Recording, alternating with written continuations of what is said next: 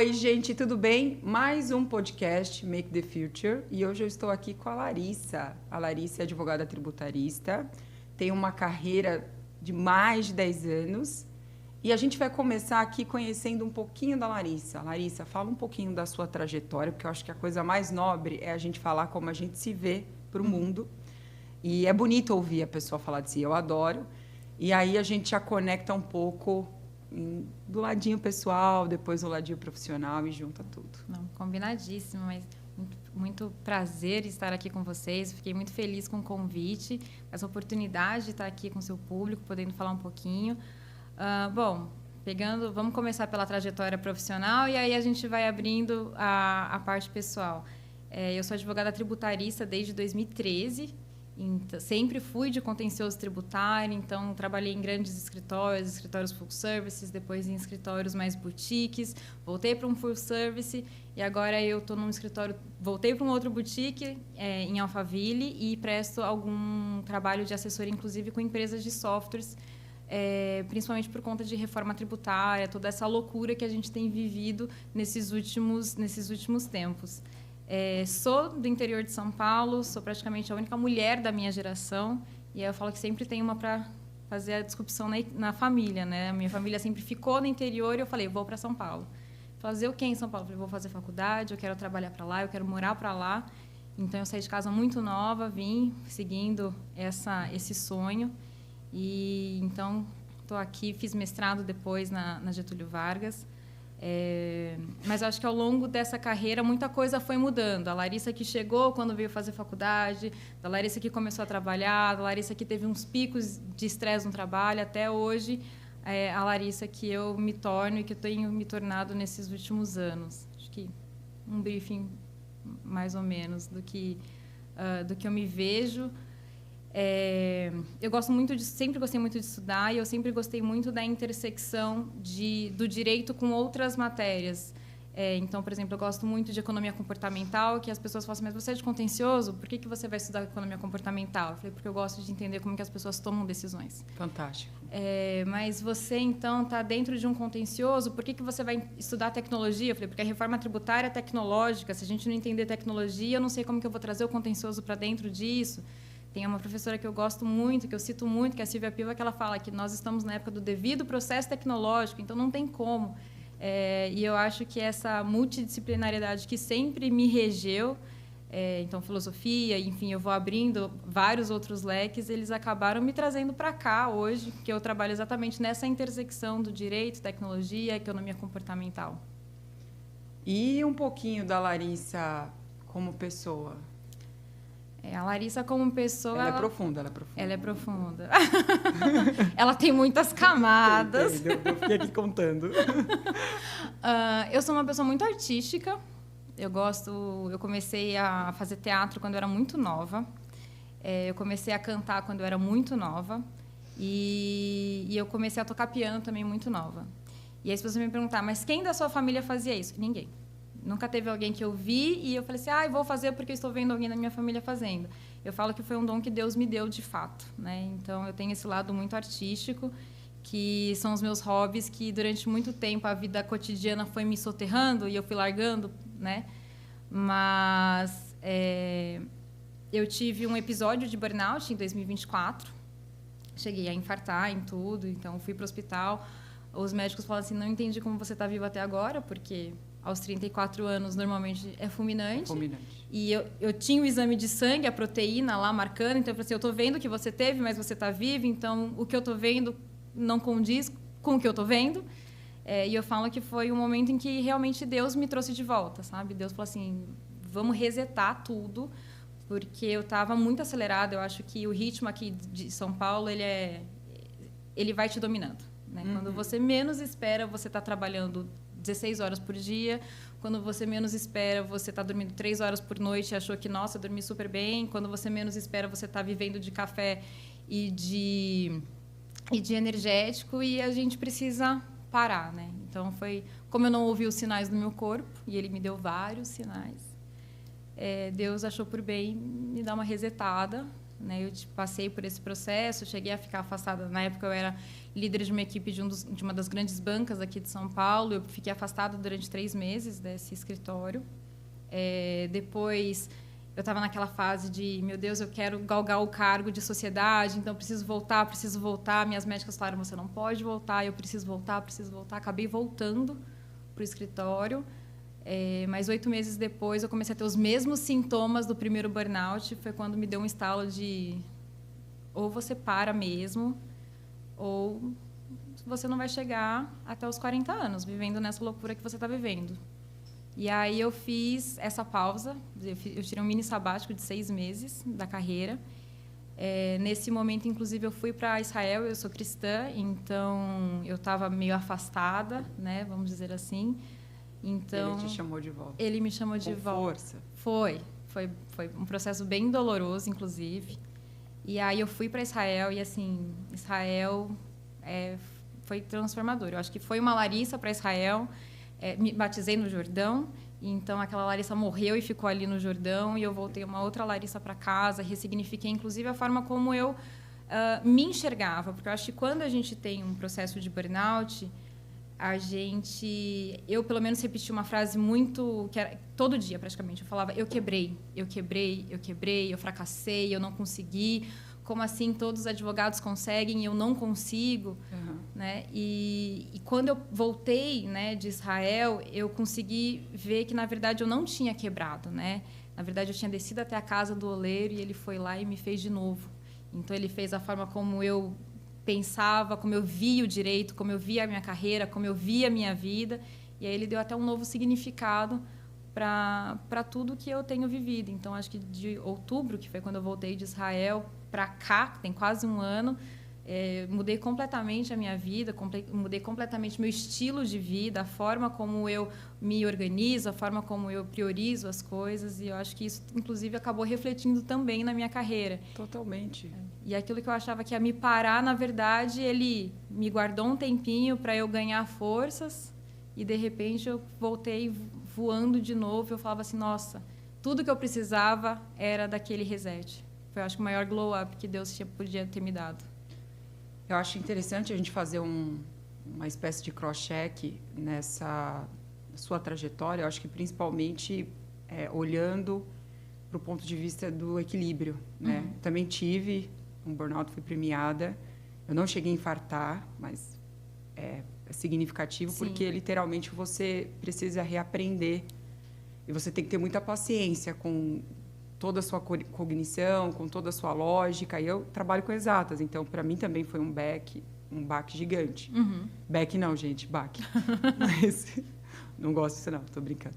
Mas, olhando para tudo isso que você trouxe, você trouxe uma fala que me chamou muito a atenção, né?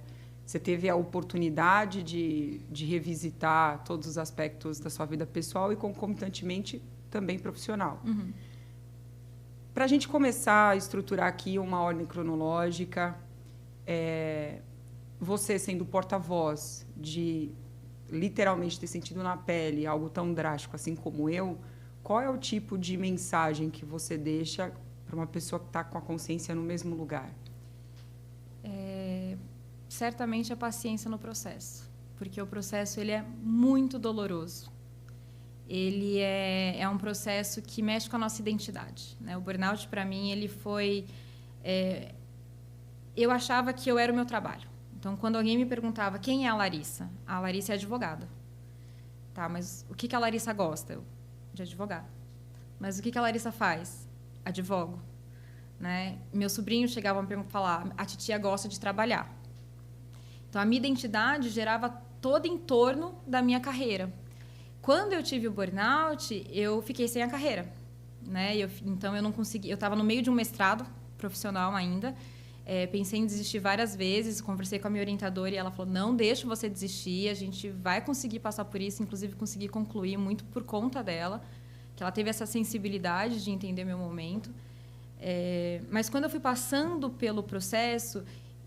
e como eu sou cristã, eu acabei me agarrando muito à minha fé cristã, muito a personagens femininas na Bíblia para ver, né, e tentar estudar, e tentar me entender, e tentar passar mesmo por por esse processo para além da ciência, porque eu estava com acompanhamento médico, eu estava com acompanhamento psiquiátrico, com acompanhamento psicológico, que é muito importante, mas existe um dever de casa que a gente faz, né? Eu não estou 100% com a psicóloga o tempo inteiro, né? Eu só passo 1 hora praticamente da semana com ela, o resto era comigo.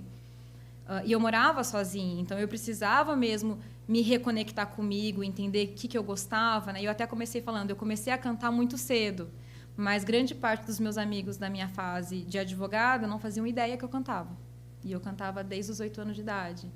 Por quê? Porque eu fui perdendo a minha identidade. Então, depois que sai desse processo doloroso, que é como se você fosse tirando, como se o prédio tivesse desmoronado, você está lá soterrado, então as pessoas estão tirando para você poder se emergir. Mas depois que você emerge, pelo menos tanto eu quanto outras pessoas que eu conheço que tiveram foram premiadas, como você mesmo disse, com o burnout, a gente ganha a nossa identidade de volta. E isso, assim, é incrível, porque aí a nossa identidade, ela deixa de ser aquilo que a sociedade queria da gente, a expectativa que os outros tinham em nós, e passa a ser, de fato, o que nós somos. E a partir daquele momento que a gente tem certeza do que nós somos, aí nada para mais a gente. Então, se a gente estruturar isso em bullet points, acho que a primeira bolinha vai ser a gente levar a pessoa que está nesse lugar para ela transformar o conceito de identidade. Seria isso? Eu acho que sim. E depois o conceito de identidade qual que seria o próximo passo? Eu acho que é você ressignificar mesmo. Porque acho que hoje, um dia que é um mundo muito digitalizado, com muita rede social, a gente começa a adquirir identidade daqueles influenciadores ou daquelas pessoas que a gente vai vendo, mas é como se a gente usasse uma roupa que não cabe na gente porque não é nossa. Sim. Né? Então, acho que o processo do burnout, ele primeiro vai te deixar nu, porque é aquele momento que ele, né, a expressão que eu sempre falei, ele te quebra mesmo. Sim. Porque é aquela identidade, na verdade, que é aquela casquinha que a gente criou em cima de quem nós somos. Só que por baixo dela, a gente começa a ressignificar quem nós somos. A gente começa a aprender quais são os nossos sonhos mesmos. Enfim, pelo menos para mim foi muito isso. Ele me mostrou que eu ainda amo direito, eu ainda gosto muito da advocacia, mas isso é uma parte da minha vida. Sim. Né? E existe toda uma outra parte da minha vida que eu simplesmente tinha esquecido. Então, quando a gente ressignifica, a gente chega no equilíbrio. Eu acho que na hora que a gente chega no equilíbrio, as coisas começam realmente a fluir de forma muito orgânica. E eu acho que, voltando para a história dos bullet points, eu vou sugerir o terceiro passo, que eu acho que, acima de tudo, quando a gente se depara com o que é o burnout, na verdade, é você querendo controlar Sim. e centralizar tudo. Você vira o centro do mundo daquilo que você está exercendo. Porque, basicamente, se a gente for olhar, né, para a estatística do burnout, a gente sabe que é preponderante no trabalho. Sim. Então, é muito interessante ver também como a gente passa a lidar com o controle. Porque, na verdade, existem as coisas que eu tenho, obviamente, a minha ação conectada para ter um fim, mas existem as coisas que não têm conexão com a ação, né? Que é aquilo que você depende, por exemplo, você está lidando com um pedido. Você depende do andamento daquele processo, você depende da análise do juiz, você depende de tantos fatores. Então, quando você começa a olhar para esse contexto e entender que o controle é tão pífio perto do que você realmente é, então, eu acho que o controle ele é maçante, ele é destruidor. E o controle também leva a gente para um lugar muito frio, que é a solidão. Sim. Porque você acaba não compartilhando com a sua família, você não compartilha com seus amigos, você não compartilha com seus colegas de trabalho, porque você virou o quê? O centro do mundo. Eu quero controlar, eu quero fazer, eu quero acontecer Sim. E eu acho que mais do que controle também vem uma validação muito externa, né? Porque a gente não quer só controlar tudo, mas a gente quer que a gente quer que os outros reconheçam que aquilo que a gente está fazendo bem, está bom, então a gente começa a depender também de uma validação externa. Então, acho que mais do que só querer controlar tudo, a gente também quer controlar como que o outro se posicione, inclusive, em relação a nós. Mas é controle. E o que mostra, inclusive, uma insegurança que a gente estava tendo naquele momento, sei lá, alguma ferida que a gente teve lá atrás, que nunca foi para terapia. Eu era uma pessoa super contra terapeutas, inclusive. Falei muito sobre isso com a minha psicóloga, porque eu falei assim, imagina que eu vou pagar para sentar na frente de uma estranha para falar da minha vida para ela.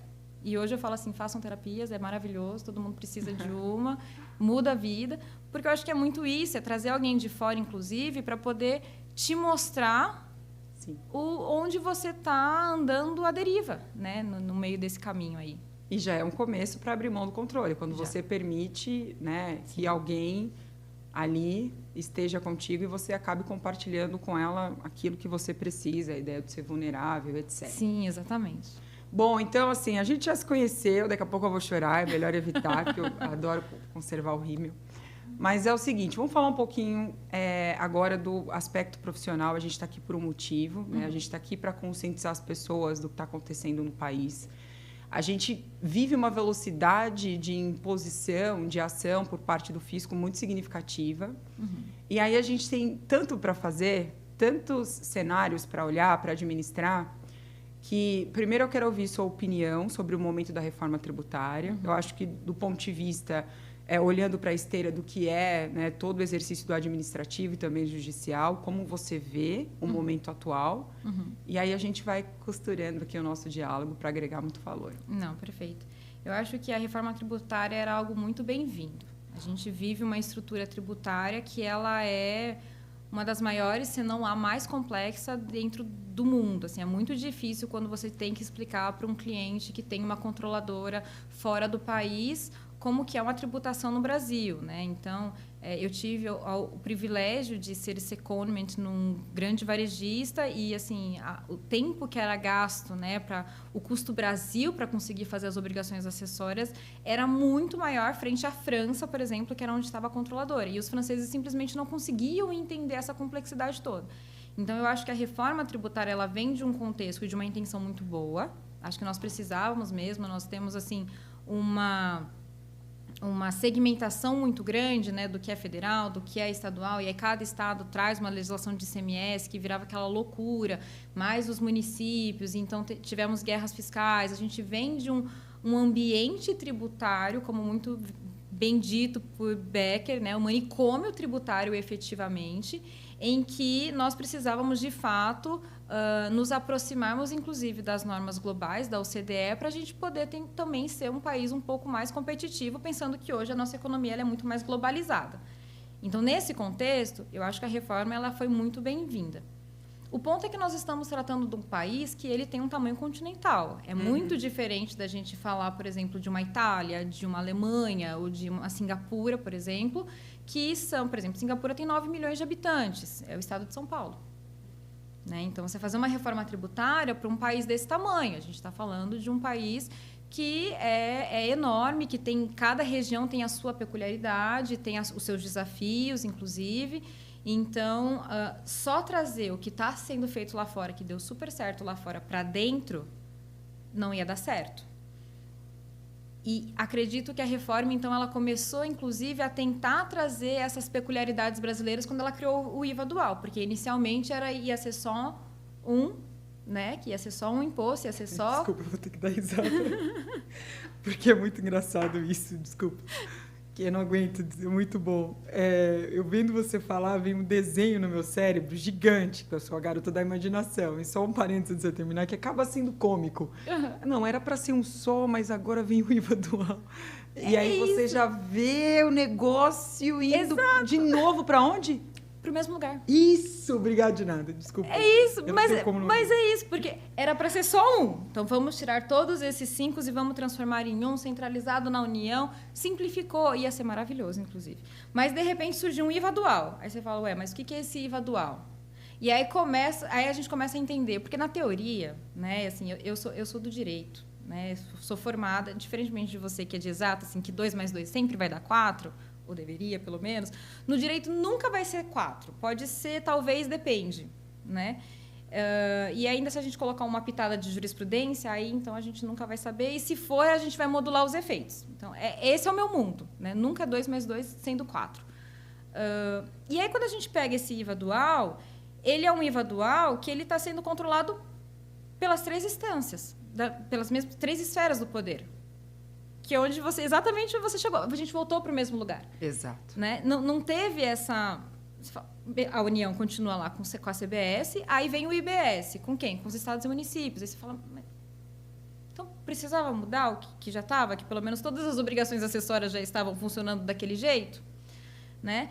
E eu acho que o grande ponto é que nós estamos falando de uma reforma tributária que foi desenhada lá atrás, né, há mais de 10 anos, e aí ela foi sendo ajustada conforme a tecnologia foi se desenvolvendo, e hoje a gente chega num limbo, assim, a gente não sabe. Se você chegar para mim e falar assim, qual é a alíquota? Que é o que todo mundo me pergunta, mas qual vai ser a alíquota? Não sei. E geralmente, quando você recebe essa pergunta, qual é o que você leva em termos de presságio para o cliente? Nós temos uma ideia, né? Inicialmente a norma falava em 26,5, que depois mas isso só se não tivesse nenhum benefício fiscal, então vieram alguns benefícios fiscais na norma, a gente falou assim, bom, então se era só se não tivesse, sabemos que não vai ser. E aí, trabalhando dentro da OCDE, a gente falou assim, a gente tem o da Hungria, que era 27, de repente o nosso ia ser 28, até saiu recentemente agora, acho que na semana passada,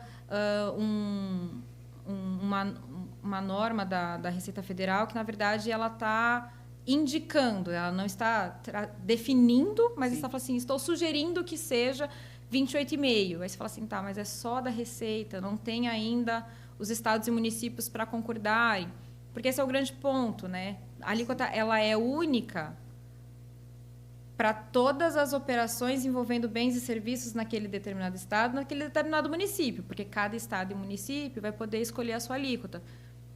Então, o que mudou? Então, a hora que a gente começa... É melhor a gente fazer um minuto de silêncio. Bota a música de velório. Tô brincando. Desculpa, eu não aguento. Acaba sendo engraçado. Mas é isso. E aí, quando a gente começa a explicar para o cliente, ele fala, mas então por que está mudando? Você fica assim, às vezes até sem saber, porque eu acho que o grande problema que hoje eu vejo no direito tributário brasileiro é a insegurança jurídica. Mas isso também sempre existiu.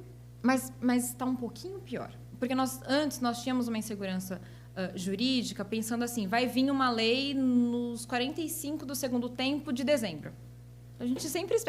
Todo tributarista espera uma mudança no final, novembro, ali, dezembro. Inclusive, ano passado tiveram 2. Por isso que eu trabalho com automatização disso. Eu sou viciada. Mas... Nós precisamos de vocês, inclusive. Então, nossa! Novembro, dezembro, a gente está sempre ali, dando F5 no site de normas da Receita Federal, porque vai vir. A gente sabe que vai vir. Todos os contribuintes, inclusive, sabem que vai vir. Eu que trabalho no contencioso, inclusive, sei que sempre vai vir uma enxurrada de autuações em dezembro.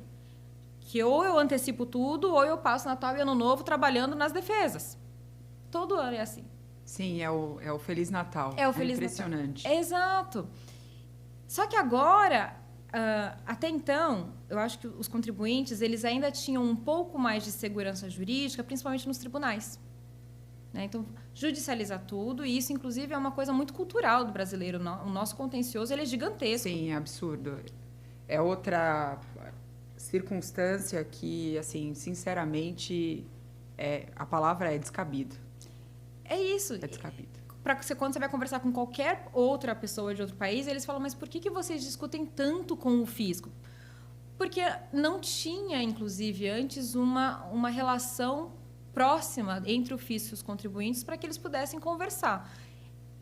Há uma mudança nesse paradigma, a gente tem visto a Receita Federal cada vez mais se aproximando, a PGFN também, então, transações tributárias, programas de conformidade. Então, assim, a gente está vendo que está tendo essa mudança, mas a gente já tem uma cultura incutida no brasileiro. Joga tudo para o judiciário. E até então, judiciário era a letra fria da lei, a gente vai seguir a letra fria da lei. Mas hoje nós estamos vendo que os tribunais estão cada vez mais politizáveis. Eles não analisam só a letra fria da lei, eles começam a analisar também o impacto daquela decisão para as contas públicas. E, de repente, vieram as modulações de efeitos, principalmente pós-pandemia, que deu um acréscimo absurdo. Então, o contribuinte começou, precisa entrar com ação, precisa entrar com ação, precisa entrar com ação. Né? É o que eu falo que é o medo de ficar de fora, é a aversão à perda. Você tem essa estatística pós-pandemia? Tem um estudo, inclusive, que foi feito pelo INSPER, que eles publicaram tanto no CNJ também, e o Jota também fez esse estudo dentro da plataforma, que até antes da pandemia tinham pouquíssimos casos, coisas de 2, 3 casos com modulação de efeitos. A partir da pandemia, os casos começaram a pular da gente ter mais de 20, 30 modulações de efeitos, 50 modulações de efeitos no ano. Então, assim, o salto era muito grande. Desde o Instituto ter sido criado, a gente tinha um período de umas 8, talvez, no máximo, e, de repente, a gente estava falando de mais de 50. E, hoje em dia, toda a oportunidade tributária que é pautada no STF, no STJ, os contribuintes saem numa corrida. Inclusive, a própria PGFN, já nesse estudo de 2022 do INSPER, ela fala que eles estão mapeando esse aumento quando é pautado, exatamente para que as modulações possam desproteger esses contribuintes. Já que vocês estão nessa corrida toda, deixa eu tentar para ver se eu desestimulo essa corrida desenfreada, sabe? Essa Fórmula 1 para o contencioso. Mas é o que o contribuinte pode agir, ele não quer perder o dinheiro dele. E qual é a melhor estratégia? Quando a gente olha, eu estou aqui, eu estou lidando com esse contribuinte, esse é o comportamento do fisco. Dentro de todo esse emaranhado, qual é a melhor estratégia que você geralmente estrutura, tanto para ir ou não para o contencioso, quanto atuar de forma preventiva para que a gente não tenha o Feliz Natal do alto? Então, se você puder trazer para a gente uma estrutura estratégica em que as coisas se conectem e você consiga tangibilizar, né, saídas plausíveis, vamos dizer. Claro. Eu acho que o contencioso ele precisa ser visto de duas formas, né? A gente tem um contencioso preventivo passivo, então é aquele contencioso que gera autos de infração. É muito importante o tributário ir para a operação. Eu acho que existia também um descasamento muito grande do quem era o pessoal do legal com quem era o pessoal da operação. O tributário ele precisa estar muito dentro, porque existem muitas normas que vão mudando. Então, às vezes, é uma questão de uma classificação fiscal, às vezes é uma questão de um CFOP que coloca na nota, uma informação que deveria estar destacada num campo X que não está. No fim, é sobre dados. Sobre dados. Sim. Né? Então, acho que a lição de casa é, primeiro, se você tem um passivo, vamos ler o seu passivo e não tratá-lo como um dado isolado. Vamos criar uma inteligência mesmo através de todos aqueles dados que você tem para entender, eventualmente, se é um fornecedor seu que está dando problema, se é uma filial sua que está dando problema, onde que está o seu problema. E aí a gente tenta, pelo menos, prevenir esses Feliz Natais que chegam com autos de infrações no final do ano. E existe um outro contencioso, que é um contencioso mais ativo. Esses são o que ficou denominado de oportunidades tributárias. Geralmente, é a discussão, por exemplo, teve a famosa tese do século, né? Exclusão do ICMS da base de cálculo do PIS e da COFINS. Esse quanto antes, se você olhar que você tem benefício econômico dos últimos 5 anos, quanto antes você puder entrar com a ação, entre. Porque cada vez mais as modulações de efeitos estão vindo com umas surpresinhas no meio do caminho. É quase um Kinder Ovo. Cada hora que você abre é uma surpresinha diferente ali, então você nunca sabe como que vai vir. Se viu uma pauta, então assim, eu acho que essa inclusive a importância de você ter um escritório de advocacia que está muito próximo da sua operação, porque aí ele vai entender se aquela oportunidade, inclusive, faz sentido para você. Porque às vezes sai oferecendo oportunidades, já vi várias vezes entrarem com oportunidades que não era só em trocação. O cliente não ia aproveitar em benefício econômico nenhum. Então, se você tem essa assessoria próxima, ou seu time interno, ou um time de um escritório externo que possa te auxiliar, quanto antes você, inclusive, entrar com a ação, é até melhor para você não perder o reconhecimento do seu direito de retroagir isso há 5 anos. Porque, às vezes, a gente está falando de valores que são estratosféricos, que você pagou para o fisco, e se você não entrar com a ação, você pode ter reconhecido o seu direito, mas você não vai levar todo aquele benefício econômico que você poderia. Sim, fantástico. E olhando para toda essa análise, né, todo esse comportamento que você está sugerindo, né, de proatividade para passivo ou também para benefício econômico, como você vê a união do direito e a tecnologia, principalmente do ponto de vista do contribuinte, mas também o comportamento proativo do fisco, que a gente sabe, se a gente for brincar aqui de Porta da Esperança e voltar aqui no tempo, o Silvio Santos até está vivo nessa, 2011 a gente teve um marco significativo que foi os SPEDs. Assim, na minha opinião, é uma engenharia tão fantástica aquilo, porque a forma como o dado está fragmentado tem tanto valor. Não tem só o valor para o fisco, né? Uma companhia ela consegue ter exatidão de muita coisa se ela popular corretamente ali, né? Toda a junção do que representa o SPED. Então, cada bloco tem a sua configuração. Aí tem registro que é obrigatório, não. Para onde vai o detalhe dessa tag? Bom, vida que segue. Então, assim, o nosso fisco ele é tão engenhoso e tão fabuloso nesse aspecto, Sim. que iniciou esse universo, então o dado ali está fragmentado, etc. E ele está com mais apetite nisso, Sim. porque com a reforma tributária, desculpa, a apuração assistida, split payment e as declarações, né, que a gente vê aí, DERE, tudo que está acontecendo já chama atenção, porque está muito mais parrudo. Como você lida com direito e tecnologia, com todas essas interfaces? Essa é uma maravilhosa pergunta, porque eu gosto muito, inclusive, dela. Porque eu acho que a gente precisa aprender a olhar os nossos dados como o fisco olha. Né? Quando a gente pensa assim, meu Deus, eu preciso automatizar a minha empresa, a gente precisa pegar... Vamos pegar quem está ganhando o jogo? Vamos olhar as estratégias que eles estão fazendo? Então, vamos olhar para quem? Para o fisco. E quando que o fisco se tornou mais inteligente? Você tem um excelente exemplo, o SPED, mas não foi só o SPED, né? Ele criou toda uma infraestrutura, ele criou o SPED, de repente ele começou com Analytical Reports, de repente cruzamento de dados e uma nota fiscal eletrônica, coisas que eventualmente pareciam muito assim isoladas, mas todas elas se conectavam. Então o fisco, agora eles estão investindo super com inteligência artificial, né? Então, o fisco ele criou, de fato, uma infraestrutura para a leitura desses dados todos. Porque, de novo, a gente está falando de um país que é continental. Pensa a quantidade de operações que estão circulando enquanto a gente está aqui conversando, a quantidade de operações que estão acontecendo nesse momento. Então, o fisco ele criou toda essa infraestrutura e, mais, ele capacitou os seus agentes para ler os dados que estavam colocados dentro dessa infraestrutura dele. Com isso, os autos de infrações deixaram de vir com erros que antes vinham muito, de nulidades, assim. Sim, isso é verdade. Isso acabou. Né? Acho que essa estatística acho que ultrapassa o nível de assertividade em 85%. Exato. Então, assim, você vê que ele, de fato, não ficou mais inteligente por conta da inteligência artificial. Ele ficou mais inteligente quando ele passou a traduzir toda aquela volumetria que ele tinha de dados em inteligência. Sim. Né? E o que eu costumo dizer muito para os meus clientes é a gente precisa aprender com o fisco. Se o fisco tem toda uma infraestrutura de leitura de dados, vocês precisam traduzir a sua operação para essa mesma infraestrutura. Vocês precisam de softwares de apoio, vocês precisam trazer a operação para dentro e fazer essa integração de áreas, porque às vezes ficam muito separados. Não, precisa trazer essa integração de área, exatamente porque às vezes o time de operação...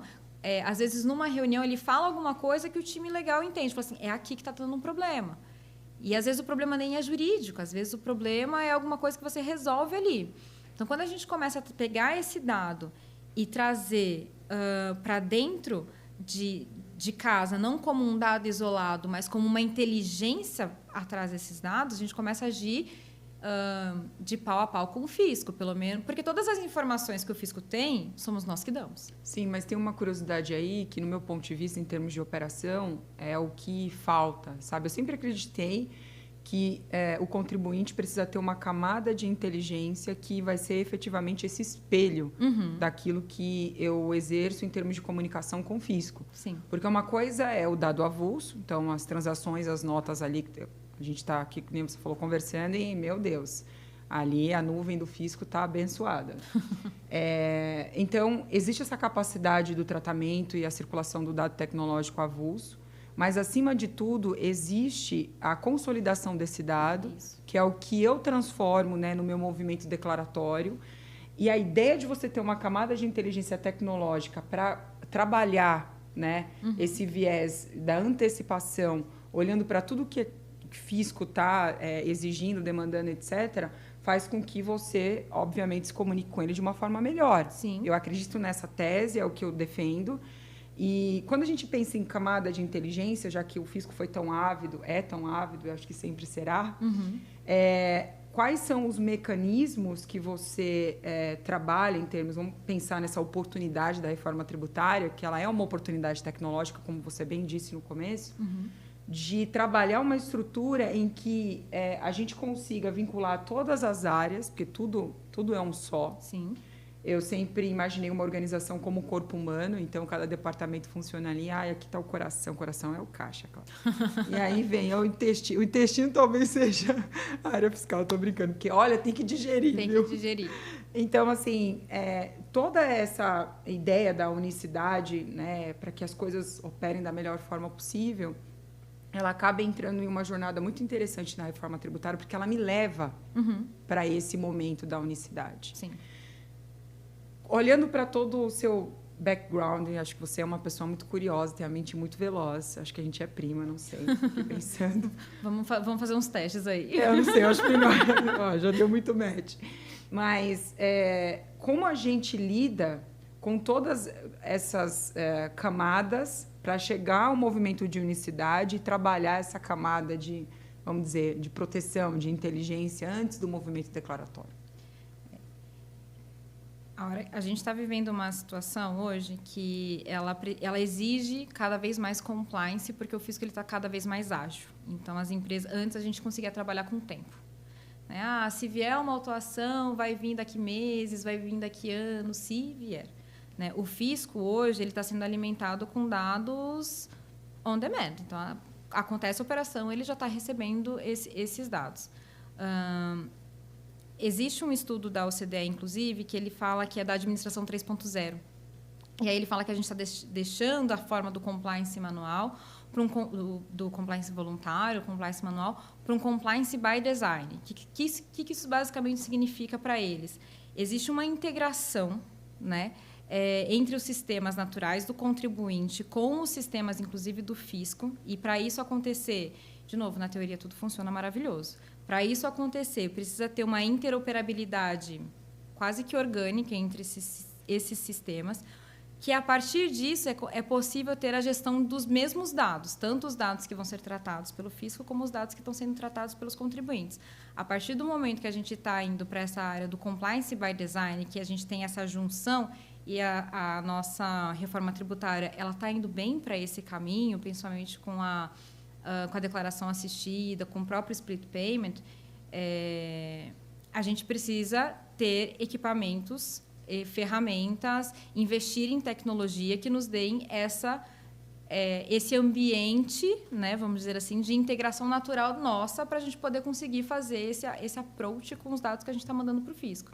Porque, se a gente não tiver minimamente tecnologia o suficiente para depurar todos esses dados na velocidade que precisa, e eu já vi alguns softwares de mercado que, inclusive, você coloca eventualmente o A1 da empresa, né, nele, e ele começa a puxar tudo que você declarou, se você declarou certo, se você não declarou certo, onde que está um erro que você declarou na FD e está diferente na sua ECF, porque são tantas obrigações acessórias que, às vezes, é humanamente impossível você conseguir fazer todo esse check-up, principalmente dos últimos 5 anos.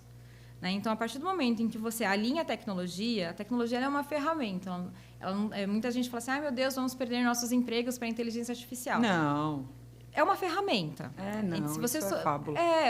Se você souber usar e você colocá-la ao seu lado, fazer as perguntas certas para ela, então, assim, ok, eu tenho essa é a minha operação, esses são meus SPEDs, esses aqui são os meus XMLs, está aqui as minhas declarações. E ele, pelo menos, apontar quais são as divergências, o seu time fiscal já começa, opa, eu tenho divergência aqui, deixa eu ver se está uma divergência mesmo, ou se é uma interpretação que tem discussão perante o fisco. Então, às vezes a empresa resolveu assumir o risco, né? Crédito de PIS e COFINS. Às vezes a empresa precisa de caixa, então tem um crédito lá amarelo, vou assumir esse risco. Mas, pelo menos, a gente consegue fazer esse rastreamento para que, quando chegar lá uma autuação ou quando chegar, eventualmente, numa discussão futura junto do fisco, a gente tenha esses elementos de prova. Sim. E com a reforma tributária, né, a SERPRO está desenvolvendo uma plataforma que tem fôlego de Big Tech, né? Eles falam de eventualmente 15 mil operações por segundo, assim, um número absurdo, que é compatível com esse país continental que nós temos. Mas o ponto se a gente não conseguir nos prepararmos para termos em casa essa inteligência de dados, que leiam todos os nossos dados, não só, tipo, cumpri a minha obrigação acessória, transmitir, acabou. Não. O que a gente faz depois disso? Né? Quando a gente recebe uma autuação, o que a gente faz depois que o processo acaba? A gente só arquiva? A gente não estuda o que aconteceu? A gente não olha de forma um pouco mais macro daquilo? Se a gente começar a não olhar o tributário e o contencioso com essa visão já transformada pela tecnologia e continuar usando como se ele fosse um papelzinho de 20 anos atrás, a gente vai acabar sendo engolido por tudo que está vindo por aí, porque o fisco está cada vez mais sofisticado. Né? Não sei se você gosta de cinema, mas quando teve aquele filme Tudo em Todo Lugar e ao Mesmo Tempo... Sim, é isso. Sim, era a declaração do imposto de renda dos Estados Unidos, aquele monte de papel e recibos manuais, que isso é a realidade deles. E a gente está falando de um país de primeiro mundo. Né? O nosso fisco brasileiro, ele inclusive... Isso não existe mais aqui. Não, ele é muito, muito tecnológico. Em 2024, início de 2024, antes do burnout, inclusive, eu tive o privilégio de ir para Singapura. E lá eu conversei, inclusive, com pessoas que... Eu fui numa imersão pelo mestrado. Então, lá eu, inclusive, conversei com pessoas que eram do fisco, que eram do Ministério de Indústria e Comércio. Então, a gente teve uma receptividade muito grande. E eles falavam que eles eram admirados com a nossa forma de transmissão de imposto de renda. Então, assim, também um outro país que é super high-tech, que veio para o Brasil, inclusive, para poder estudar como que é feita a nossa declaração, tanto a declaração assistida como toda a nossa declaração, que hoje é digital. Então, o nosso fisco ele já está com essa infraestrutura de dados, ele já está olhando para os nossos dados com uma inteligência de não apenas fatos isolados, ele já está pegando padrões. Né? Eu gosto da inteligência artificial e eu converso muito com o ChatGPT e com o Cláudio, e às vezes eu coloco os dois para brigar. Então, os dois me conhecem bastante. E eu gosto que eles falam assim, vamos identificar os padrões daqui, porque eu também gosto muito de identificação de padrões, né? Então, acho que foi por isso que, inclusive, eu... Interessante como vira uma extensão nossa, né? Vira uma extensão. Vira. E como eu gosto muito de economia comportamental, a gente acaba identificando padrões para a tomada de decisões. E é isso que o fisco está fazendo. Ele começa a olhar os nossos dados e ele começa a identificar o padrão comportamental daquele contribuinte na sua operação. Exato, exatamente. Então, a gente precisa começar a olhar a nossa operação não como um fato isolado. Não, nós fizemos assim porque sempre foi assim e sempre vai ser assim. O barco vai afundar. Então, essa integração ela precisa acontecer porque a velocidade de transformação do fisco está vindo e está vindo muito rápida. Esse é o modelo ideal, né? Eu acho que os elementos que você trouxe é tudo que realmente a gente precisa abarcar para guiar, né, o contribuinte para a luz. Sim. Só que na prática não é assim, porque é interessante observar como o contribuinte brasileiro ele sempre atua de forma tardia. É a história do eu vejo isso depois. E também como tem mudado a estrutura de budget para poder investir em ações como essa. Levando em consideração isso, quando você se depara com um contribuinte que tem uma certa rigidez para ver valor em toda essa estrutura, em toda essa concepção, como você trabalha o convencimento, já que você é uma pessoa que também analisa comportamentos? A gente tenta. É muito difícil, né? Principalmente, a gente tem dois tipos de clientes resistentes, né? Nós temos os clientes que são empresas de médio porte, empresas geralmente familiares, empresas de dono, e empresas que, às vezes, as controladoras estão externas e, às vezes, elas não conseguem entender a complexidade do que está vindo. Eu não acho que as controladoras externas elas têm um problema de investir, mas de entender a nossa complexidade para fins desse investimento. Eu acho que, então, o convencimento delas é um pouquinho diferente, porque também é uma onda da OCDE, então, meio que isso acaba sendo usual lá fora. Mas quando a gente está olhando para empresas pequenas aqui no Brasil, ou empresas de médio porte, empresas familiares, né, as empresas que têm os donos efetivos, e que às vezes esses donos não estão, são pessoas que são muito mais ligadas à operação do que ao direito em si, nós temos um problema de o custo disso não é baixo. Né? Você fazer a integração, você contratar um RP que consegue fazer isso, igual a gente estava aqui tendo que mudar todas as nossas notas fiscais, porque agora ia começar a obrigatoriedade, até que o fisco decidiu no apagar das luzes. Isso foi cômico. para não dizer trágico. Sim, eu lembrei do Omar, mas tudo bem. Né? E no apagar das luzes o fisco, não, pensando em vocês, olha como eu sou legal, vamos prorrogar. Para quando? E quando que é a obrigatoriedade? Porque eu tenho uma penalidade. Então, assim, né? A gente tem toda essa necessidade de mudança, mas às vezes ele fala assim, minha operação está funcionando. Se a minha operação está funcionando, por que eu tenho que investir nessas obrigações ao invés de eu investir na minha operação? Então, existe todo um papel, né, do advogado, enfim, do consultor, de demonstrar que o tributário, principalmente a área fiscal, deixou de ser um centro de custo ali. Né? Aquela é uma despesa. Não, na verdade, ele pode ser seu verdadeiro ativo.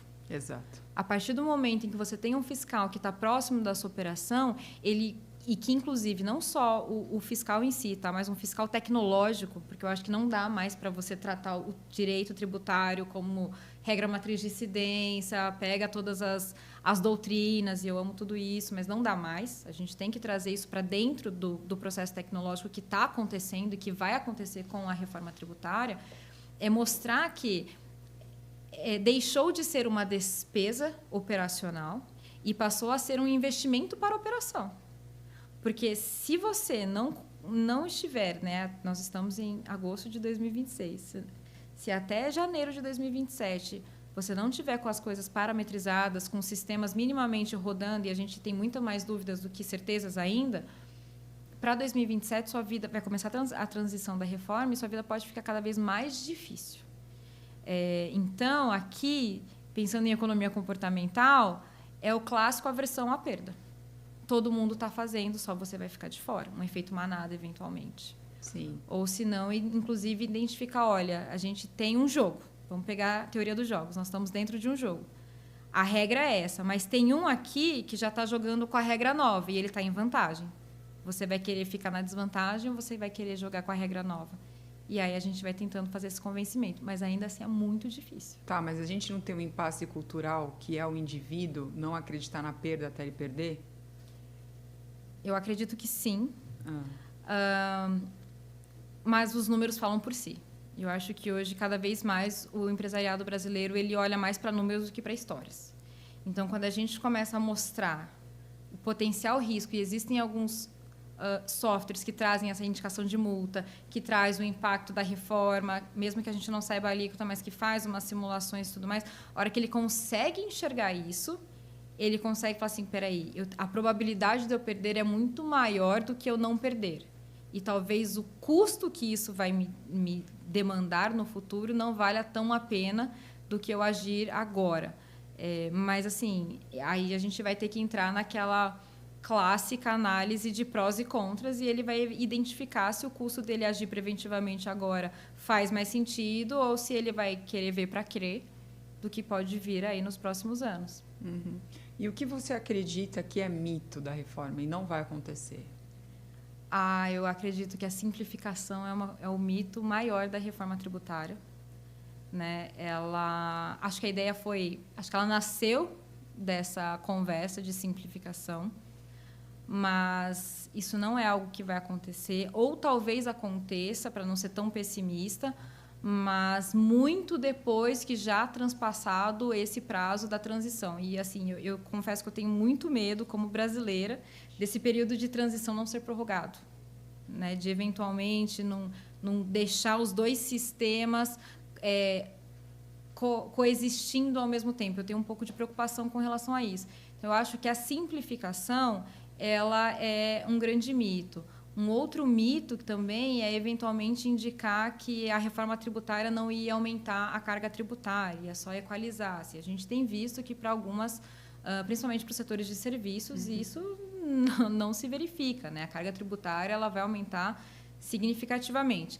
Claro, nós temos neutralidades, nós temos possibilidade de compensação de créditos com débitos, mas a gente chega no split payment, a gente chega na operação assistida, na declaração assistida, que eles já vão fazendo a própria segregação do que é o imposto, do IBS, da CBS, o que é o líquido de imposto para mandar para os contribuintes. Então, isso tem um impacto de caixa muito real, que, a meu ver, não parece ter sido levado a fundo quando foi desenhada a reforma tributária. Então, você acredita você enquadra, melhor dizendo isso, a um mito. Sim. Você não acredita no split payment? Eu acredito no split payment. Você acha que vai funcionar? Eu acho que ele tem potencial. Ótima resposta. Muito boa. Eu acho que ele tem um potencial. Acho que faz muito sentido, inclusive para ideias de sonegação de impostos, que a gente sabe que existe. A gente, né, Mas você não acha que o dinheiro físico vai voltar? Tem uma tendência, mas eu acho que o grande problema é quando a gente vai tratar de nota fiscal. Então, assim, eu acho que mesmo que o dinheiro físico volte, as operações vão querendo ou não ir para a declaração assistida, porque você vai ter declarado aquilo via nota fiscal, então isso vai entrar na sua apuração de qualquer jeito. O que talvez não vá ter o impacto para os meios de pagamento, porque eles não vão ter o que splitar, né? Mas, eventualmente, vai ter ali uma operação. Agora, o ponto a gente também precisa ver que o governo também está no movimento de acabar com o dinheiro e transformar o real num real digital. Você acredita nisso? Eu espero que isso não aconteça, inclusive. Eu gostaria muito de manter o meu dinheiro físico, sinceramente. Eu acho que é um controle. Vamos voltar para o começo? Essa ideia do controle? Sim. Eu acho que o Estado está quase num burnout, se a gente pudesse trazer assim. Você leu o edital da IA Soberana, por curiosidade agora? Não li. Então leia, que você vai ficar muito feliz. Você falou, o Brasil está caminhando para virar uma Big Tech, então leia. Pegue um chá, acho que melhor você pôr um pouco de uísque, sentar e ler. Isso, você está preocupada com o dinheiro digital? Leia aí a Soberana, mas assim, parênteses, né? Sim, porque a gente pensa assim, então a gente vai fazer o quê? É digital, a gente vai trazer tudo para o blockchain, mas o blockchain é descentralizado, mas vai centralizar no banco, mas então não é blockchain. E aí começa a querer misturar as coisas. E aí vira tudo uma grande jabuticaba brasileira. Né? Exato. E o que é uma oportunidade na reforma? A gente falou um pouquinho de mito, agora inspira a gente aqui. Vamos lá. Acho que a grande oportunidade da reforma tributária é você olhar para todas as suas operações, inclusive tudo dentro da sua empresa, desde contratos, né? Porque eu acho que a reforma ela não vem só pro tributário, ela vai impactar absolutamente tudo.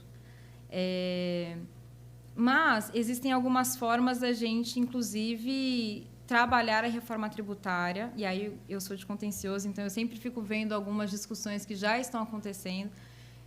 Dentro das oportunidades, nós estamos, eventualmente, na fase de transição sobre a inclusão de alguns tributos antigos na base dos novos tributos, e isso pode gerar uma oportunidade de caixa no período de transição das empresas. Então, isso é algo que vários tributaristas já estão trazendo, inclusive no evento que teve recentemente na Confeb, agora essa semana, foi falado sobre isso, da inclusão de alguns tributos na base. Mas, ao mesmo tempo, eu acho que a reforma tributária ela vai trazer um boom tecnológico para o país. Eu acho que ele vai alçar o Brasil, ele vai tirar um pouco de eventuais amadorismos que nós podíamos ter, né, no meio do caminho, vamos dizer assim, mas vai alçar o Brasil a uma operação que vai forçar o Brasil a jogar o jogo que outros países, como países da OCDE, como os Estados Unidos e como outros países acabam jogando, porque com toda essa tecnologia que vai vir por trás da reforma tributária, eu acho que isso pode corroborar muito para o nosso próprio desenvolvimento. Então, desenvolvimento em tecnologia, desenvolvimento de novos especialistas em outras áreas, em áreas multidisciplinares, né? Porque eu acho que, eventualmente, o direito ele era muito segregado em caixinhas e, cada vez mais, essas barreiras estão sendo misturadas. E, ao mesmo tempo, aproximando, né, a nossa tributação da tributação da OCDE, inclusive não só da consumo, mas a gente viu também o Pilar 2, que foi tentado ser introduzido aqui no Brasil via adicional da CSLL, a gente também torna o país mais competitivo. Então, isso acaba fomentando a nossa indústria, acaba fomentando os nossos serviços. Então, acho que, apesar da forma como ela está vendo, a gente de dentro, a gente acaba vendo tudo também, né? A gente está no meio do olho do furacão, a gente começa a ver tudo voando assim na nossa frente. Eu acho que ela pode vir a ser um grande fomentador da nossa indústria, um fomentador do nosso comércio, inclusive para o mundo internacional. Fantástico. E, para finalizar, você trouxe, eu acho que algo muito inspirador, que é a ideia, né, da reconfiguração do profissional tributarista. Hoje a gente já segue um movimento em que ele precisa, acho que trabalhar um contexto muito diferente, né? Não só na forma de consumir tecnologia, mas acho que na forma de fazer as associações, do que conectar com o que, acho que isso é muito importante. Porque essa ideia de você ter 2 universos e trabalhar a simbiose dos 2 universos, mas continua sendo 2 universos, vai exigir muito, sabe? Desse grau de maturidade do ponto de vista criativo, mas assertivo, não do mundo da imaginação, fantástico mundo de Bob. O que você deixa como recomendação, porque você tem essa habilidade, já ficou nítido, né? O que você deixa em termos de recomendação para o profissional do futuro? Acho que é exatamente não deixar de ir para uma caixa. Acho que antes era muito assim, eu sou tributarista, eu sou contratualista, eu sou direito do trabalho. Acho que a reforma tributária, ela acabou jogando todos os universos, porque ela mexe com tudo, ela mexe com, assim, que eu tenho visto de várias empresas pensando, e meus contratos, como é que fica? Né? Mas não só não ficar dentro das caixinhas do direito, como não tornar o direito um fim em si mesmo. Porque muitas das soluções que nós vamos ter daqui para frente, elas vão exigir cada vez mais que o jurídico ele saia daquela mesinha dele, que vá para o chão de fábrica, vamos dizer assim, para entender a operação, para poder entender, inclusive, como automatizar. Então, vai ter que conversar com outros profissionais de área de TI, de área de dados, mexer com Power BI. Então, acho que quanto mais o profissional, né, do direito, ele conseguir trazer essa interdisciplinariedade de enxergar o negócio não só como jurídico, mas como todo um lado de economia comportamental, de dados, de tecnologia, ele vai acabar, inclusive, alçando lugares mais altos, vamos dizer assim, e ele vai acabar, inclusive, trazendo um diferencial muito grande para aquele cliente que ele está atuando, seja ele externo ou propriamente interno da empresa. Então, acho que o profissional do futuro, se ele se limitar a pedir para um chat GPT, por exemplo, faz uma petição para mim, não. Ele vai ficar no contencioso de 20 anos. Mas se ele usar todas essas ferramentas que estão sendo desenvolvidas, estão aí...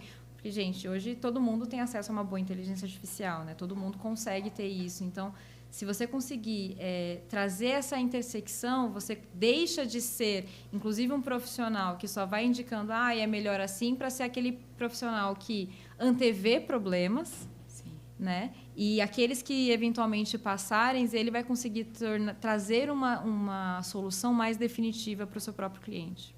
Fantástico. Bom, e assim a gente encerra com esse movimento, olha, inspiração pura. Fique esperto, porque o mundo está girando, girando, e você tem que acompanhar, e a velocidade mudou. Então, eu quero agradecer, Larissa. Obrigada. Que mente fantástica. Nossa, acho que seu cérebro já se regenerou no nível, numa potência absurda. Graças a Deus. Acho muito legal a forma como você consegue trabalhar, né, esse 360 de uma forma muito impetuosa. Então, acho que foi muito valiosa a troca. Se deixar, a gente fica 3 dias, eu acho. Faz até um churrasco aqui. Eu achei que já tinha passado 5 minutos, inclusive. Não, rendeu. Mas muito obrigada. Acho que foi, assim, divino, fantástico. E tem muita coisa para a gente discutir ainda. Obrigada. Eu que agradeço. Obrigada.